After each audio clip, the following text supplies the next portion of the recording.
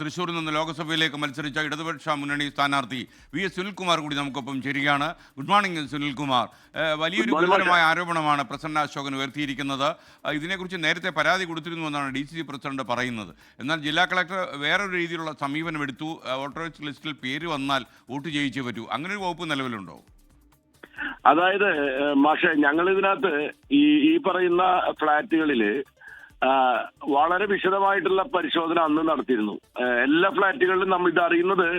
ഇതിലൊരു പ്രത്യേകത മാഷ് മനസ്സിലാക്കേണ്ടത് എന്താണെന്ന് വെച്ചാല്, ഈ 4/4/2024 ഫൈനൽ അവസാനം വോട്ട് ചെയ്ത വോട്ടർ പട്ടിക പുറത്തിറക്കുന്നത്.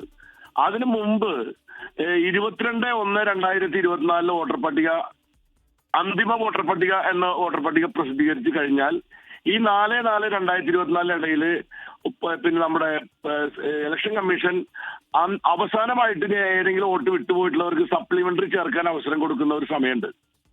ആ സമയത്താണ് ഇവർ ഈ കൃത്രിമം മുഴുവൻ കാണിച്ചിരിക്കുന്നത്. ആ സമയത്തുള്ള ഒരു പ്രശ്നം എന്താണെന്ന് വെച്ചാൽ, അത് വോട്ടർ പട്ടിക പ്രസിദ്ധീകരിച്ച ശേഷം മാത്രമേ നമുക്ക് അറിയുള്ളൂ ഇത് വ്യാജന്മാർ വന്നിട്ടുണ്ടോ എന്നുള്ളത്.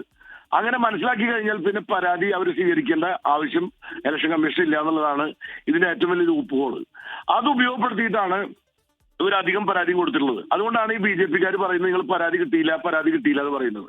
പക്ഷെ ഇങ്ങനെ BLOമാർ വഴി ഇങ്ങനെ പലയിടങ്ങളിലും വോട്ട് ചേർക്കുന്നു എന്നുള്ള വിവരം പല BLAമാർ വഴി ഞങ്ങൾ അറിഞ്ഞപ്പോഴാണ് ഞങ്ങൾ ചില ഫ്ളാറ്റുകളിൽ നടന്നിട്ടുള്ള, ഇപ്പൊ പൂങ്കുന്നത്ത് തന്നെ 37 നമ്പർ ബൂത്തിലെ ഒരു ഫ്ളാറ്റിൽ നടന്നിരിക്കുന്ന ഇൻലാൻഡ് ഉദയ എന്ന് പറയുന്ന ഫ്ളാറ്റിൽ 91 വോട്ടുകൾ ഇങ്ങനെ ചേർത്തിയതായിട്ട് ഞങ്ങൾ കൃത്യമായ അക്കമിട്ട് പരാതി കൊടുത്തു. അപ്പൊ അവർ പറയുന്ന കാര്യം അവർ രേഖകൾ ഹാജരാക്കി കൊടുത്ത ആളുകളാണ്, അതുകൊണ്ട് ഒരു കാരണവശാലും തള്ളിക്കളയാൻ കഴിയില്ല എന്നുള്ള മറുപടിയാണ് നമുക്ക് കിട്ടിയിരിക്കുന്നത്. അവർ ഹാജരാക്കുന്ന രേഖകൾ എന്താണ്? അവർ ഹാജരാക്കിയ രേഖകൾ അവിടുത്തെ റെസിഡൻഷ്യൽ സർട്ടിഫിക്കറ്റോ അല്ലെങ്കിൽ അവരുടെ ആ അഡ്രസ്സിലുള്ള അവരുടെ പാസ്പോർട്ടോ അങ്ങനെയുള്ള അടിസ്ഥാന രേഖകളല്ല. ഈ ഇലക്ഷൻ കമ്മീഷൻ ഇതിൽ ലഘൂകരിച്ചുകൊണ്ട് ഇറക്കിയിരിക്കുന്ന സർക്കുലർ പറഞ്ഞിരിക്കുന്ന ഒന്ന്, അവിടെ അവർക്ക് വന്നിരിക്കുന്ന ഒരു പോസ്റ്റ് കാർഡാണ്. ആ പോസ്റ്റ് കാർഡ് കിട്ടാൻ ഒരു പ്രയാസം ഈ BJP-ക്കാർക്കില്ല. കാരണം ആ ഫ്ളാറ്റിൽ അവർക്ക് സ്വാധീനം ഉണ്ടെങ്കിൽ ആ ഫ്ളാറ്റിന്റെ സെക്യൂരിറ്റിയുടെ കയ്യിൽ അവർക്ക് വേണമെങ്കിൽ ഈ പറയുന്ന കാർഡുകളെല്ലാം ഒന്നിച്ചു കൊണ്ടുകൊടുത്താൽ ഒരുമിച്ച് ഇവിടുന്ന് മേടിക്കാൻ കഴിയും. അത് സബ്മിറ്റ് ചെയ്ത് കഴിഞ്ഞാൽ ഒരു BLOക്കും ഇയാളെ ഒഴിവാക്കാൻ കഴിയില്ല. കാരണം ഇലക്ഷൻ കമ്മീഷന്റെ സർക്കുലർ കൃത്യമായിട്ട് പറഞ്ഞിരിക്കുകയാണ്, നിങ്ങൾ ഇത് ഹാജരാക്കിയ വോട്ട് അവർക്ക് സബ്മിറ്റ് ചെയ്ത് കൊടുക്കണം എന്നാണ് പറഞ്ഞിരിക്കുന്നത്. അപ്പൊ അത് അവർ ഉപയോഗിച്ച ലൂപ്പുകളാണ്. അതിനുശേഷം അവർ വോട്ട് ചെയ്ത സമയത്ത് ഞങ്ങൾ ഇവർക്കെതിരെ പരാതി കൊടുത്തു. ആ പരാതിക്കകത്ത് ഞങ്ങൾ പറഞ്ഞു ഇത് മുഴുവൻ ഇയാൾ വോട്ട് ചെയ്യിക്കാൻ പാടില്ല എന്ന് ആവശ്യപ്പെട്ടു. അപ്പോഴാണ് ജില്ലാ കളക്ടർ ഇടപെട്ടിട്ട് പറഞ്ഞിരിക്കുന്നത്, വോട്ടർ പട്ടികയിൽ ഒരാളുടെ പേര് വന്നു കഴിഞ്ഞാൽ വോട്ട് ചെയ്യുക എന്നുള്ള അയാളുടെ അടിസ്ഥാന അവകാശമാണ്. അത് ചോദ്യം ചെയ്യണമെങ്കിൽ അയാളല്ല നിങ്ങൾ കാണിക്കുന്നത്, അയാൾ താമസിച്ചോ ഉണ്ടോ ഇല്ലയോ എന്നുള്ളത് നിങ്ങൾ ആദ്യം കാണിക്കേണ്ടതായിരുന്നു. ഇപ്പൊ നിങ്ങൾ ചെയ്യേണ്ടത് അയാൾ ഈ പറയുന്ന ആള് തന്നെയാണോ അല്ലയോ എന്നുള്ളത് മാത്രമേ ഇവിടെ ചോദ്യം ചെയ്യാൻ കഴിയുള്ളൂ എന്ന ഉത്തരവാണ് ഈ ഇലക്ഷൻ കമ്മീഷന്റെ ആളുകളായിട്ടുള്ള ജില്ലാ കളക്ടർ അടക്കമുള്ള ആളുകൾ അന്ന് നൽകിയിരിക്കുന്ന ഒരു ഉത്തരം. അപ്പോ ഇത് വളരെ ഗുരുതരമായ വിഷയമാണ്. ഇപ്പോ 24 ചാനൽ പുറത്തുവിട്ടിരിക്കുന്ന ഈ വിഷയം ഒരു കേസ് മാത്രമല്ല, ആയിരക്കണക്കിന് കേസുകൾ അവിടെ ഉണ്ട്. ഇപ്പൊ ഞങ്ങളതിന്റെ അന്വേഷണം നടക്കുകയാണ്. ഇവരെവിടെയാണ് ഇവിടെ വോട്ടുകളും തിരയുമ്പോൾ ഞാൻ കഴിഞ്ഞ ദിവസം ഒരു കാര്യം പുറത്തുവിട്ടിരുന്നു. ഒരു അരുൺ വാര്യർ എന്ന് പറയുന്ന വ്യക്തി, അദ്ദേഹം പൂങ്കുന്നത്തെ ഇൻലാൻഡ് ഫ്ളാറ്റിൽ താമസിക്കുന്നതായിട്ടും അദ്ദേഹം അവിടെ വോട്ട് ചേർത്തിയതായിട്ടും വോട്ട് ചെയ്തതായിട്ടും കാണുന്നു.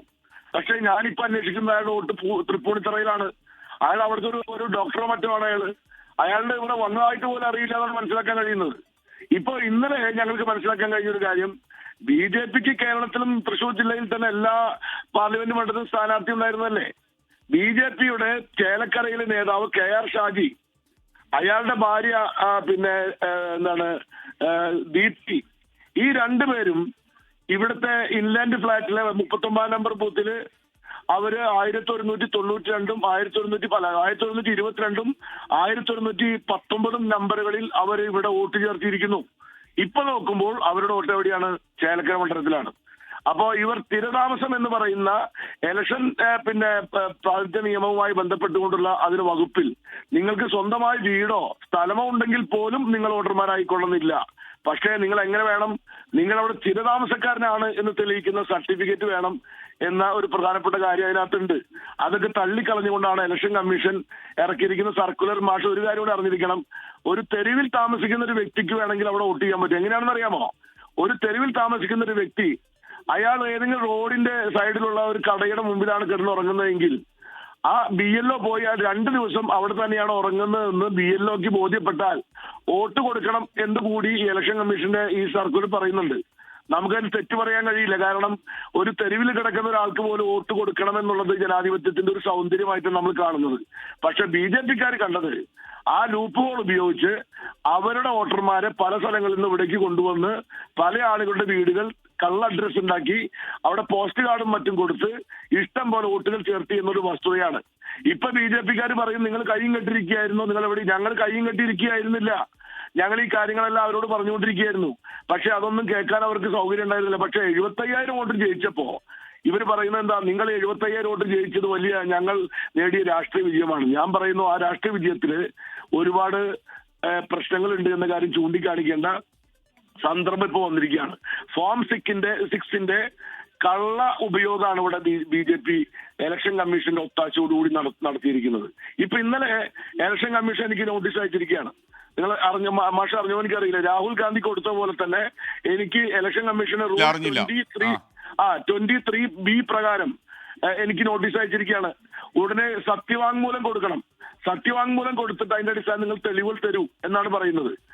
അതിനു മുമ്പ് ഇലക്ഷൻ കമ്മീഷൻ പറഞ്ഞ എന്താ, ഇങ്ങനെ ഒരു പരാതി പോലും കിട്ടിയിട്ടില്ല എന്നാണ്. ഇപ്പോഴത്തെ ഇലക്ഷൻ കമ്മീഷന്റെ എനിക്ക് തന്നിരിക്കുന്ന നോട്ടീസിൽ അദ്ദേഹം പറയുന്നു നിങ്ങളുടെ പരാതി കിട്ടിയിട്ടുണ്ടെന്ന് പറയുന്നു. അപ്പൊ ഇലക്ഷൻ കമ്മീഷൻ ആദ്യം പറഞ്ഞ എന്താ, പരാതി കിട്ടിയില്ല എന്നാണ്. ഇപ്പൊ പരാതിയെല്ലാം ഞാൻ പുറത്തുവിട്ടപ്പോ ഇലക്ഷൻ കമ്മീഷന്റെ തൃശൂർ ജില്ലയിലെ ഓഫീസർമാർ ഇപ്പൊ അങ്ങോട്ട് മറുപടി കൊടുത്തിരിക്കുകയാണ്. ഇവിടെ 6-7 പരാതി കിട്ടിയിരിക്കുന്നു, ആ പരാതിയുടെ കോപ്പിയും ഒക്കെ വെച്ചുകൊണ്ടാണ് ഇപ്പൊ എനിക്ക് മറുപടി വന്നിരിക്കുന്നത്. ഇപ്പൊ പറഞ്ഞിരിക്കുന്നത് നിങ്ങൾ പരാതി ഞങ്ങൾക്ക് തരൂ, അതിനെന്ത് വേണം, നിങ്ങൾ ഈ നിയമപ്രകാരം ഒരു സത്യവാങ്മൂലം കൊടുക്കണം. ആ സത്യവാങ്മൂലത്തിൽ പറയുന്നത് എന്താ അറിയാമോ, നിങ്ങൾ നൽകുന്ന പരാതി അതിന് പിന്നെ എന്താണ് ശരിയല്ലെങ്കിൽ നിങ്ങൾക്കെതിരെ കേസെടുക്കും, നിങ്ങൾ ജയിലിൽ കൊണ്ടുപോകും എന്ന് പറയുന്ന ഒരു സത്യവാങ്മൂലം കൊടുക്കണമെന്നാണ്. ഇത് തന്നെയാണ് ഈ വോട്ടർ പട്ടികയുമായി ബന്ധപ്പെട്ട് മാത്രമല്ല മാഷ് മനസ്സിലാക്കേണ്ട കാര്യം. EVM എന്ന് പറയുന്ന ഇലക്ട്രോണിക് വോട്ടിംഗ് മെഷീനുമായി ബന്ധപ്പെട്ടുകൊണ്ട് നിരവധി പരാതികൾ ആ ഘട്ടത്തിൽ ഉയർന്നു വന്നു. പക്ഷേ അന്നുണ്ടായിരുന്ന ഏറ്റവും പ്രധാനപ്പെട്ട പ്രശ്നം എന്താണെന്നറിയാമോ, ഈ ഇലക്ഷന്റെ 2 ആഴ്ച മുമ്പ് ഒരു സർക്കുലർ ഇലക്ഷൻ കമ്മീഷൻ ഇറക്കി.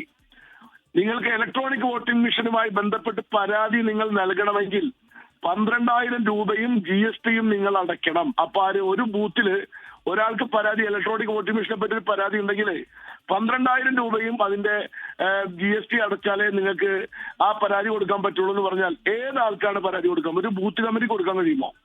അപ്പോ അങ്ങനെയുള്ള പല പരാതിയും ഉണ്ടായിട്ട് മാത്രമല്ല, അങ്ങനെ പരാതി കൊടുത്താൽ നിങ്ങളുടെ പരാതി തെളിയിക്കാൻ നിങ്ങൾക്ക് അപ്പൊ പറ്റിയില്ലെങ്കിൽ 6 മാസം ജയിൽ കിടക്കേണ്ട കേസ് നിങ്ങൾ അറസ്റ്റ് ചെയ്യുന്നതാണ് അതിൽ പറഞ്ഞിരിക്കുന്നത് സത്യവാങ്മൂലത്തിൽ. അപ്പൊ ഏതെങ്കിലും ആളുകളെ സത്യവാങ്മൂലം ഒപ്പിട്ട് കൊടുത്ത് പരാതി കൊടുക്കോ? അപ്പൊ ഒരു പരാതി ഇല്ലാതിരിക്കാൻ വേണ്ടി വളരെ ബോധപൂർവം പിന്നെ ഓർഗനൈസ്ഡായി നിയമത്തിന്റെ ഒരു ഫ്രെയിംവർക്കിനകത്ത് നിർത്തിക്കൊണ്ട് തന്നെ പുറത്തു നിന്ന് നിയമത്തിന് വിരുദ്ധമാണ് തോന്നാത്ത രീതിയിൽ നിയമവിരുദ്ധമായ രീതിയിൽ ഇത്തരം കാര്യങ്ങൾ ചെയ്തു എന്നുള്ളതാണ്. അതിനെയാണ് ഓർഗനൈസ്ഡ് ആയിട്ടുള്ള മാനിപ്പുലേഷൻ എന്ന് പറയുന്നത്. അത് നടന്നിട്ടുണ്ട്. Thank you V S Sunilkumar. എന്തായാലും കൂടുതൽ തെളിവുകളുമായി ആളുകൾ വരട്ടെ എന്നുള്ളതാണ് നമുക്ക് പറയാൻ കഴിയുന്നത്. ലോകത്തെവിടെയായാലും ഏത് സമയത്തും 24 വാർത്തകളും ഓഗ്മെന്റഡ് റിയാലിറ്റി പാക്കേജുകളും എക്സ്പ്ലെയിനറുകളും വിശദമായി കാണാൻ ഞങ്ങളുടെ യൂട്യൂബ് ചാനൽ നിങ്ങൾക്ക് സബ്സ്ക്രൈബ് ചെയ്യാം.